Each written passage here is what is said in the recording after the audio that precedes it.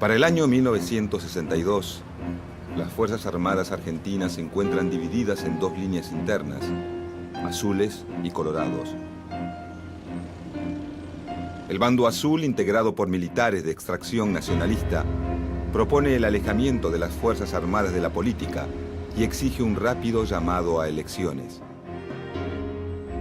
El bando colorado, que nuclea a la oficialidad antiperonista, busca impedir el regreso de este partido al poder, aunque para eso haya que alterar el sistema democrático.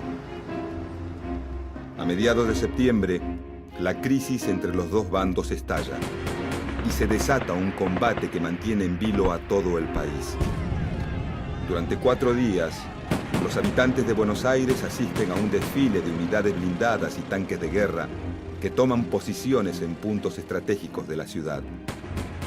Finalmente, el 22 de septiembre, azules y colorados se enfrentan en Plaza Constitución, Parque Chacabuco y en la Escuela de Mecánica del Ejército. Esa misma noche, el Comando Colorado se rinde y el presidente de la República, José María Guido, designa comandante en jefe del ejército al líder del bando azul, el general Juan Carlos Onganía. No se trata de un hecho menor. El ejército argentino se ha convertido en un actor fundamental de la política argentina y sus disputas internas repercuten de forma directa en los destinos del país.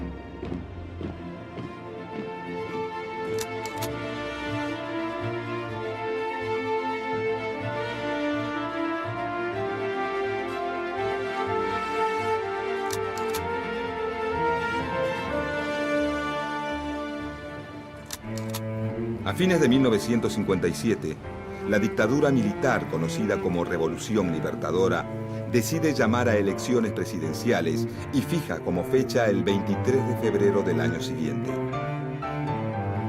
Para ese momento, el peronismo, partido político mayoritario de la República Argentina, se encuentra proscripto y su máximo líder, el teniente general Juan Domingo Perón, exiliado.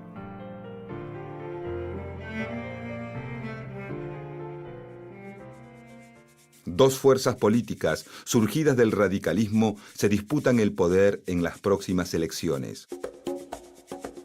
La Unión Cívica Radical del Pueblo, liderada por Ricardo Balbín, más cercano a las posiciones del gobierno militar y partidario de excluir al peronismo del sistema político.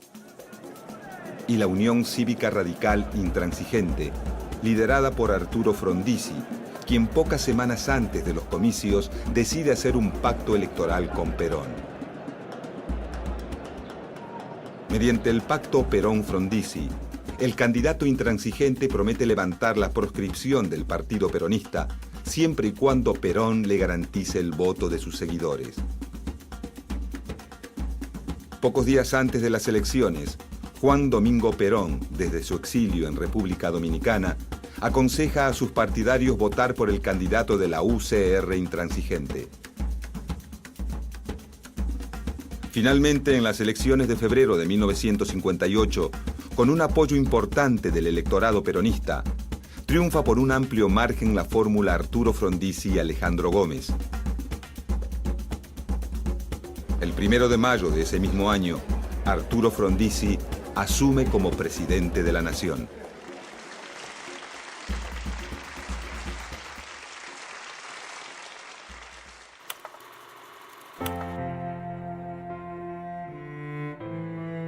Arturo Frondizi es un político e intelectual de sólida trayectoria, a quien muchos ven como la alternativa no peronista para una política de crecimiento basada en el desarrollo industrial.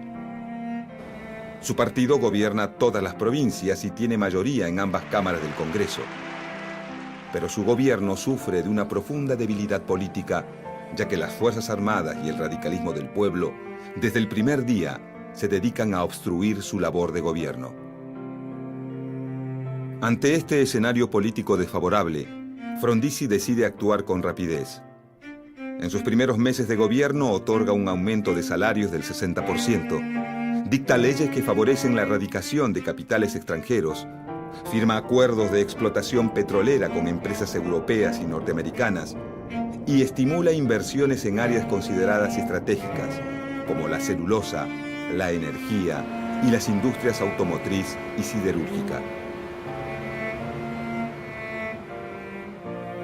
En el plano político, Frondizi decreta una amnistía y permite a varios líderes sindicales peronistas retomar el control de sus gremios, aunque no cumple con su promesa inicial de levantar la proscripción del peronismo. En poco tiempo, las políticas desarrollistas impulsadas por Frondizi hacen que la economía argentina crezca de manera notable. Pero el aumento de la actividad industrial genera una masiva importación de insumos que rápidamente se traduce en inflación y déficit en la balanza de pagos. Con el fin de controlar esta situación, el gobierno pide un préstamo al Fondo Monetario Internacional y lanza un plan de ajuste que incluye fuertes medidas de austeridad. Pero los meses pasan y la crisis no cede.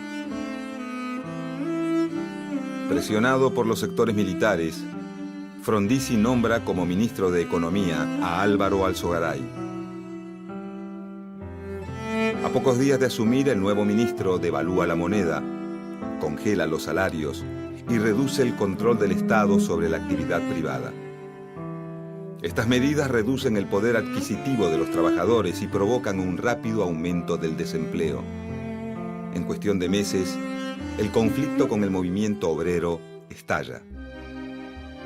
Los sindicatos peronistas, cada vez más descontentos con las políticas de Frondizi, lanzan un plan de lucha que incluye huelgas y ocupaciones de fábricas.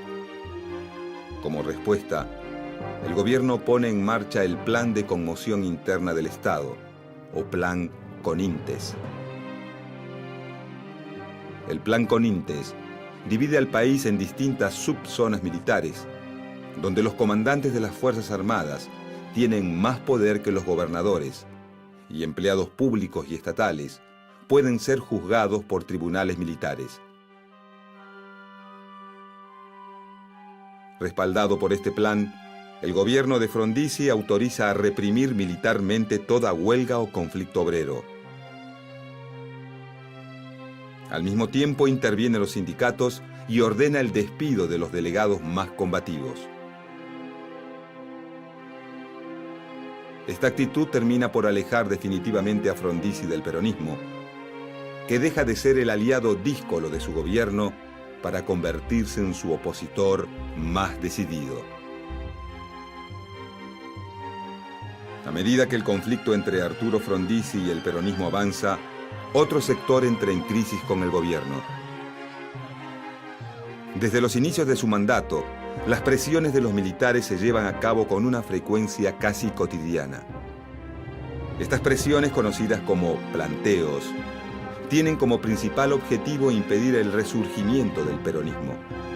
Pero con la llegada de los años 60, los militares argentinos orientan su atención hacia un nuevo enemigo.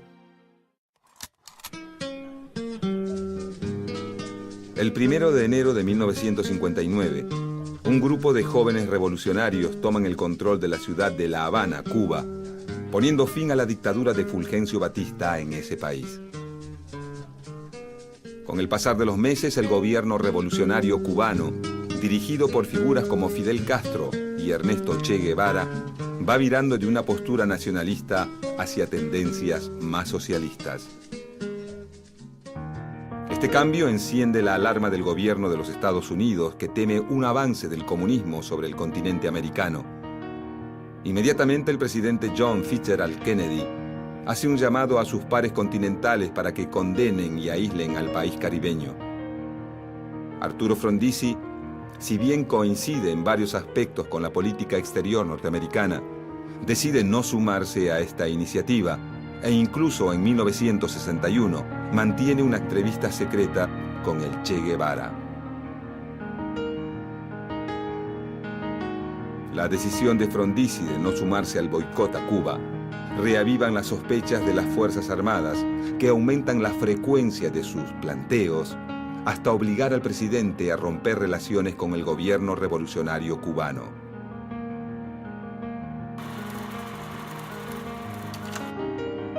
Para comienzos de 1962, el panorama de gobierno del presidente Frondizi es bastante sombrío. Los militares lo culpan por no erradicar definitivamente al peronismo y mantener una posición blanda ante lo que ellos llaman el peligro comunista. Los peronistas le echan en cara el no haber cumplido el pacto electoral, y los sectores de la izquierda no le perdonan la ruptura con el gobierno de la Revolución Cubana. Acorralado por todos los frentes, Frondizi levanta la proscripción del partido peronista, permitiéndole participar de las próximas elecciones provinciales. En las elecciones de marzo de 1962, el peronismo gana las gobernaciones de las principales provincias.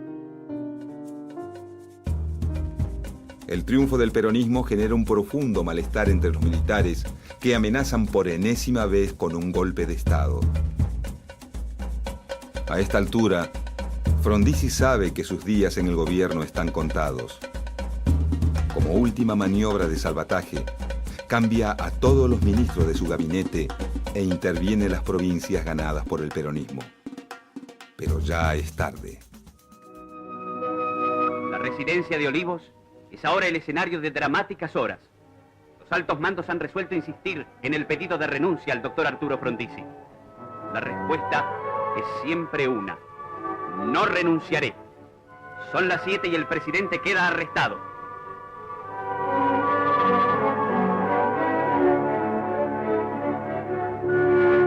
A las 7:46, en su automóvil oficial y escoltado por otros coches donde viajan altos jefes de las tres armas, se dirige al sitio prefijado, el Aeroparque.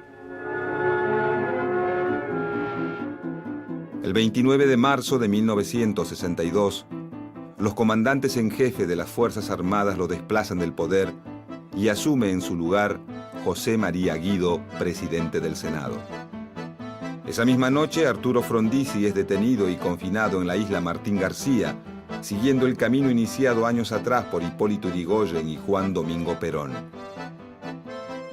En sus primeros días de gobierno, Guido asume un compromiso por escrito con las Fuerzas Armadas en el que ratifica la proscripción del peronismo, a la que agrega también la del comunismo.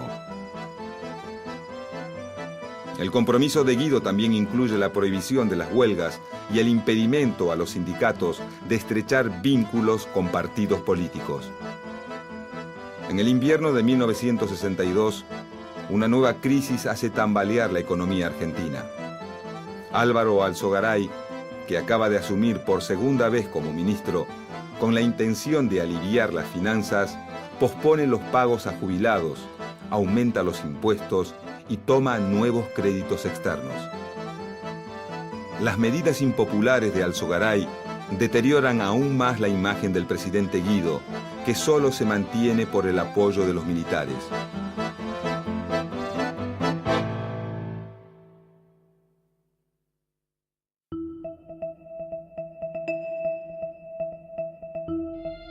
En septiembre de 1962, estalla una crisis entre los militares. Finalmente, los sectores nacionalistas del ejército deciden separarse de los oficiales antiperonistas que participaron en el golpe del 55. La crisis desemboca rápidamente en un conflicto armado que se da a conocer como el enfrentamiento entre azules y colorados. Los colorados quieren evitar a toda costa el regreso del peronismo, al que consideran un movimiento sectario y violento que puede dar lugar al ascenso del comunismo. Por su parte, los azules proponen el alejamiento de los militares de la política, ya que ésta solo ha conseguido dividir a las Fuerzas Armadas. Guido primero da su apoyo a los colorados, pero 2 días después, ante la superioridad bélica de los azules, cambia de opinión. Finalmente, el 22 de septiembre de 1962, los azules consiguen la rendición de los colorados y el presidente Guido designa a su líder, el general Juan Carlos Onganía, comandante en jefe del ejército. La rápida reacción de Guido ante el conflicto entre azules y colorados logra un período de paz que dura unos pocos meses hasta que una crisis internacional vuelve a desatar la disputa entre ambos bandos.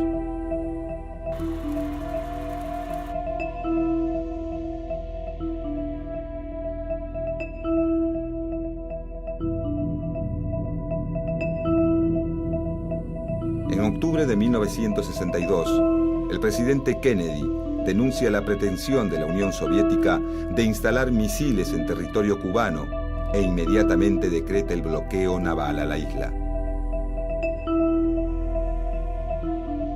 El gobierno argentino es uno de los primeros en apoyar la iniciativa y envía 2 destructores de la Marina de Guerra. Al mismo tiempo, el jefe de la Fuerza Aérea Argentina, sin consultar con el presidente, compromete a título personal la participación de su arma. El gesto genera un considerable disgusto en el seno del gobierno, el que exige su destitución. La destitución del jefe de la Fuerza Aérea aviva los ánimos del bando colorado. Por otra parte, la proximidad de las elecciones hace que muchos de sus integrantes comiencen a temer el regreso al poder de su peor enemigo.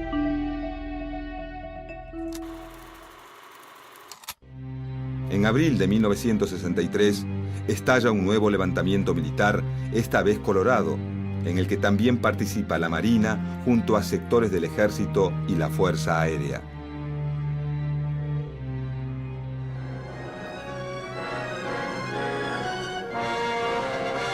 En las calles céntricas se levantan barricadas que prevén ataques.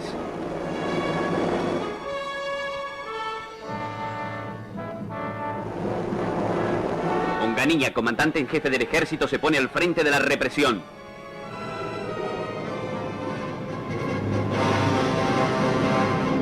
Los revolucionarios tomaron las radios de la capital federal, pero al poco tiempo fueron desalojados.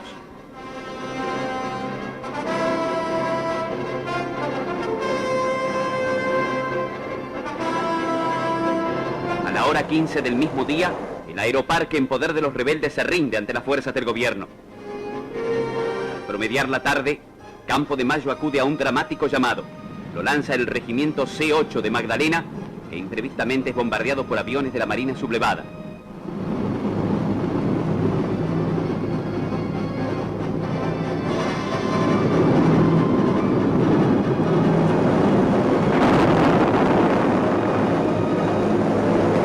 La lucha prosigue violentamente.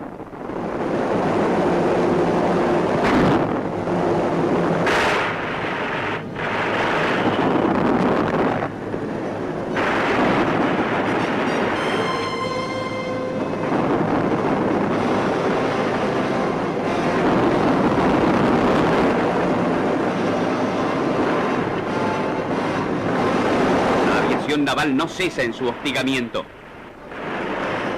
Al amanecer, los cuarteles presentan un cuadro angustioso. Tropas que responden al general Lanusse, llegados de Campo de Mayo, y también a López Aufranc, inician el avance hacia la base naval de Punta de Indio. Los aviones adictos al gobierno inician el bombardeo final.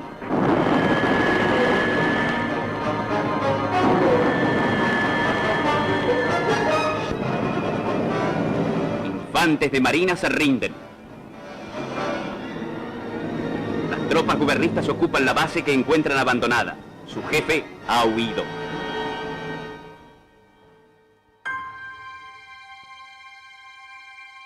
La violencia de este último enfrentamiento deja un saldo de 24 muertos y más de 80 heridos. Y hace que los líderes de ambos bandos reconsideren sus posiciones. Si no quieren seguir enfrentándose, deben cambiar de raíz el sistema político. Y ese cambio solo puede ser posible con la proscripción definitiva del peronismo. Las elecciones de julio de 1963 constituyen una prueba, tanto para el gobierno de Guido, que busca la extinción total del peronismo, como para el Partido Peronista, que pone en juego su capacidad de supervivencia.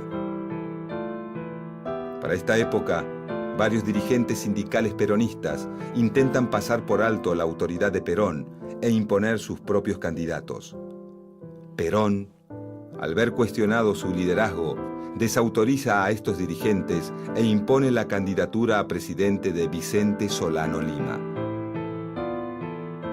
El gobierno de Guido, amparado en la legislación de 1955, impide participar de las elecciones a la fórmula de Solano Lima. Ante esta nueva prohibición, Perón llama a sus seguidores a votar en blanco. Llegada la fecha de los comicios, la contienda se termina dirimiendo entre Arturo Humberto Illia, candidato por la Unión Cívica Radical del Pueblo, Oscar Allende, candidato por el radicalismo intransigente, y el expresidente de facto Pedro Eugenio Aramburu, candidato por la Unión del Pueblo Argentino, o UDELPA, partido político que representa al sector más duro del antiperonismo. Finalmente, en las elecciones de julio de 1963, Arturo Illia es elegido presidente de los argentinos con tan solo el 25% de los votos. Illia no es la figura más fuerte de su partido. La razón de su candidatura tiene que ver con que Ricardo Balbín, principal líder de la UCR del Pueblo, intuye que cualquier gobierno que surja de estas elecciones va a tener muy poco poder. Desde el día de su asunción, Illia busca darle un papel fundamental al Congreso y las instituciones republicanas. Pero su intención choca con la realidad de un país prácticamente gobernado por el ejército y en el cual tiene mucho peso las principales corporaciones, como los sindicatos. En el aspecto económico, el gobierno de Illia aspira a acentuar el rol activo del Estado. Durante su periodo, se impulsa una ley para bajar el costo de los medicamentos y se anulan todos los contratos petroleros firmados bajo el gobierno de Frondizi con la intención de renegociarlos. La ley de medicamentos y la anulación de los contratos petroleros le granjean rápidamente a Illia la antipatía de desarrollistas y liberales, además de provocar un profundo descontento al gobierno norteamericano. Mientras las políticas nacionalistas de Illia generan nuevos enemigos, su relación con el peronismo empeora progresivamente. La intención del gobierno de controlar los fondos sindicales e interferir en las elecciones internas de la CGT desata una ola de huelgas y ocupaciones de fábricas que paralizan al país durante un mes y medio.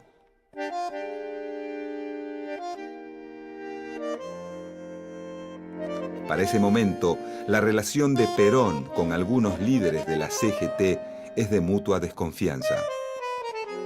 En los últimos meses de 1964, el sector liderado por el dirigente metalúrgico Augusto Timoteo Bandor ensaya un regreso de Perón al país y monta para ello un audaz operativo político. Como era de esperar, debido a las presiones militares, el regreso de Perón se frustra y su vuelo es obligado a aterrizar en Brasil para después volver a España. Ante el fracaso del operativo Retorno, Perón enfría sus relaciones con Bandor y comienza a alentar a los sectores más combativos del sindicalismo. Con el fin de contribuir a la fractura entre Perón y los líderes sindicales, en 1965, el gobierno de Illia convoca a elecciones legislativas, autorizando al peronismo a presentar sus propios candidatos. Bandor, cada vez más alejado de la influencia de Perón, forma su propio partido, la Unión Popular, una alianza política entre dirigentes sindicales y caudillos provinciales neoperonistas. En las elecciones de marzo de 1965, la Unión Popular se impone con un 36% de los votos. La victoria del partido de Bandor demuestra que es posible un peronismo sin Perón y agita nuevamente los ánimos de las Fuerzas Armadas.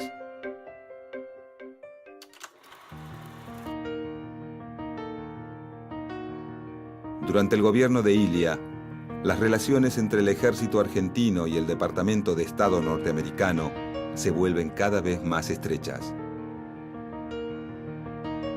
En 1964, durante la quinta conferencia de ejércitos americanos en la Academia Militar de West Point, el teniente general Juan Carlos Onganía, en representación del ejército argentino, adhiere a la doctrina de seguridad nacional, una política impulsada por el gobierno de Estados Unidos que tiene la finalidad de frenar el avance del comunismo en el continente americano.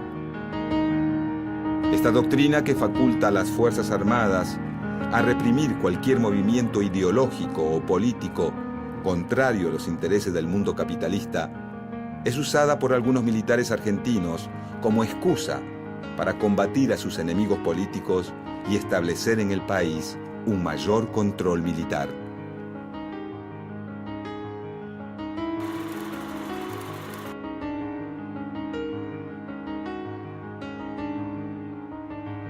Para fines de 1965, la figura de Arturo Illia está totalmente debilitada. Una campaña de prensa fogoneada por el sector azul de las Fuerzas Armadas y los sectores más conservadores de la Iglesia y el empresariado insiste en mostrarlo como lento, ineficaz y falto de energía. A la vez, intenta imponer la figura del general Onganía como el hombre fuerte de Argentina, el único con la capacidad suficiente para solucionar sus problemas y combatir al comunismo. La campaña de prensa tiene un efecto inmediato sobre la opinión pública, y para mediados de 1966, el gobierno de Illia se encuentra al borde del abismo.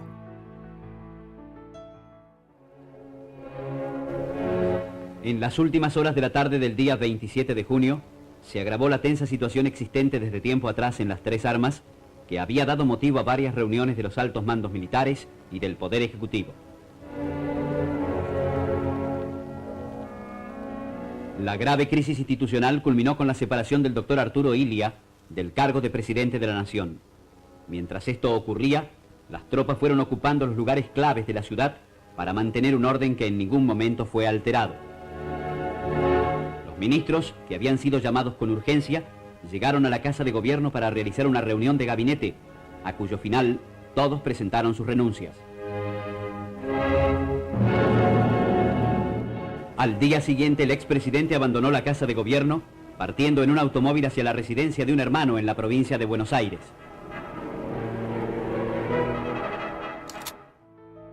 Esa misma noche, los comandantes del golpe designan presidente de la Nación al general Juan Carlos Onganía.